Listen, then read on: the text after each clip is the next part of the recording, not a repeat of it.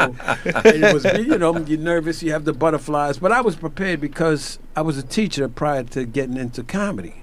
Oh, nice. So the What scary were you part, teaching? What were you teaching? I was teaching GED prep, which entailed writing, social studies, science, reading, and math. Okay.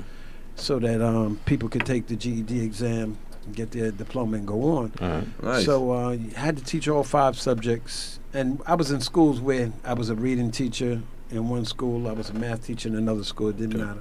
It was like a substitute. Yeah, well, just when the GED prep, Yeah. when you really break it down, the social studies, science, and reading is all reading. They're going to be asking you questions, and then you have to. So it's not really application of science or what have you. Gotcha. Writing, you have to know style and diction, sentence structure, spelling, grammar. So that gets broken up a little bit. And math was on the 8th grade level.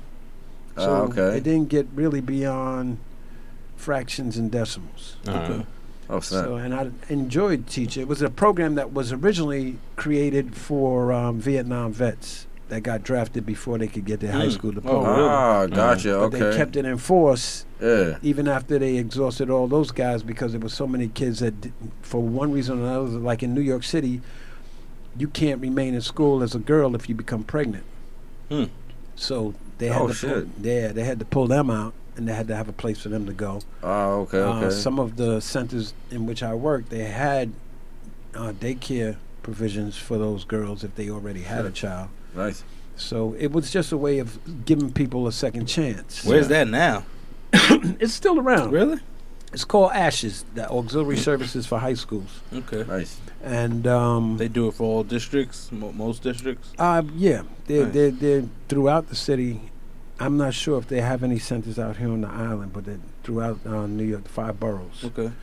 And, one of the greatest fears, they say one of the top 3 fears is public speaking. Yeah. So that's what really keeps a lot of people out of comedy, stand-up comedy.